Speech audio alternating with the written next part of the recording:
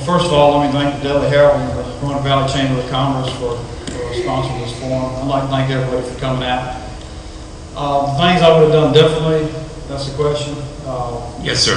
You know, I've had a couple years to think about that. I think the number one thing I would have done differently, and let me reiterate what the mayor said about the confidentiality agreement.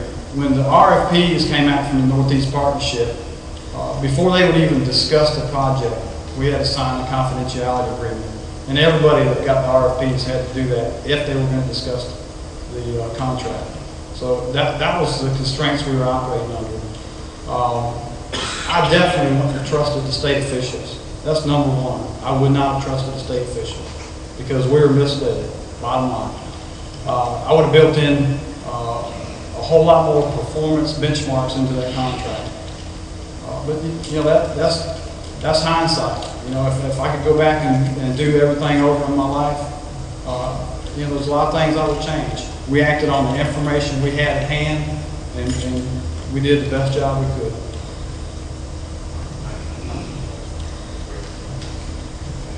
So I'm going to answer the same question. Same question, Greg. As if I was responsible, right? One of the things I think is important to remember is that when you're an elected official, you represent the taxpayers. And I think one of the most important things that you have to do is be mindful that decisions you make directly affect the taxpayers. And you have to be open with them. You know, being confronted with confidentiality, I understand that, I can appreciate that, but with the magnitude of this project, I think it required openness to the community. I think it required necessity that we tell the taxpayers exactly what we're getting involved with. You know, decisions were made.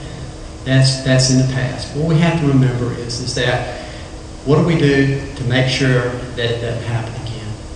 And that is why I'm running for office. You know, I'm a public servant. That's all I've ever been. I'm not a politician. I'm not going into this with a politician's mentality. I'm going to self-impose a term limit on Greg Lawson. I'm running for 4 years. I'm not running 4 years down the road. And that's it. Once I complete this 4 years, I'm done.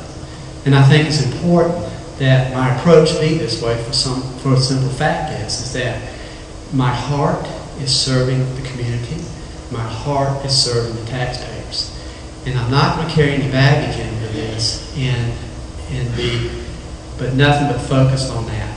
I'm not going to accept any kind of salary for this position. And that's going to be my approach to all this. The biggest thing is, folks, I want you to understand is that this is a beautiful facility. And we have to embrace it. We have to support it. It's here. We have to deal with it. And our future depends on the success. And that's going to be my vision, is to promote it, to hopefully make it successful so that we can move on.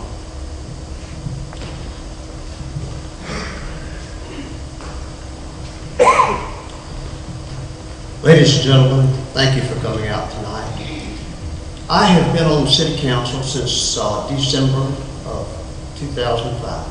When I came on the City Council, the theater was just about completed because they finished it up in March. So I knew nothing about what took place in regards to making the plans for the theater or what was going to happen.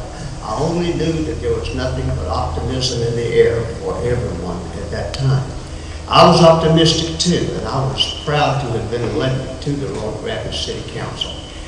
As it turned out, unfortunately, the plans that we hoped for did not turn out for a number of reasons. And when I look back on it, if I had been involved in the planning and organizing of this, the first thing I would ask is, you look down the road and see whether or not you think you are going to be able to sustain an operation like this, and who is going to do it, because somebody has to be responsible for it. And I think if we had any failures, it was in that regard. As Mr. Lawson just said, this is a beautiful facility, and I think everybody in this this theater tonight knows that. And Mr. Gatlin has purchased it, and I think that as a community, since the theater's here and we're where we are, we can't change anything from the past, but we certainly can try to do some better planning for the future to try to make this a success. I believe it's going to be a success ultimately and be one of the shining examples of what we have here in Roanoke Rapids. At least if I can do it, I will do everything I can to try to make that a fact.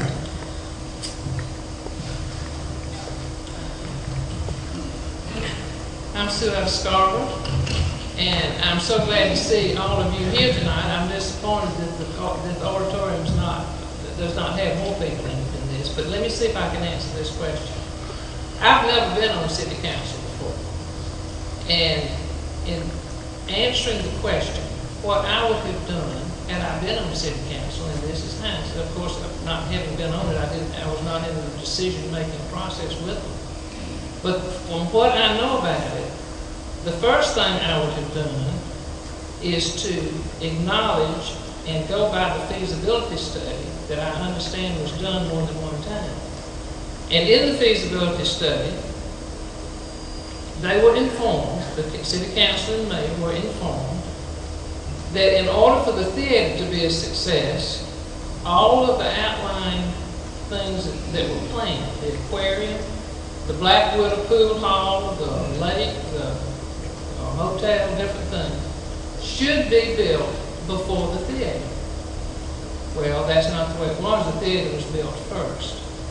So had I been on city council, I certainly would have listened to very carefully what they told us in the feasibility study. The second thing is that I would certainly want the citizens' input. I want your input. Because by golly, we're paying for it. It's coming out of our pockets. And we certainly should be able to have a say as to where our taxes go, how the money is spent. And I don't know what else to say about it other than I'm like everybody that's spoken tonight so far. We certainly do want it to succeed. It is a beautiful facility. And I certainly wish Mr. Gatlin well. And that's all I have to say about it. Great. I'm going to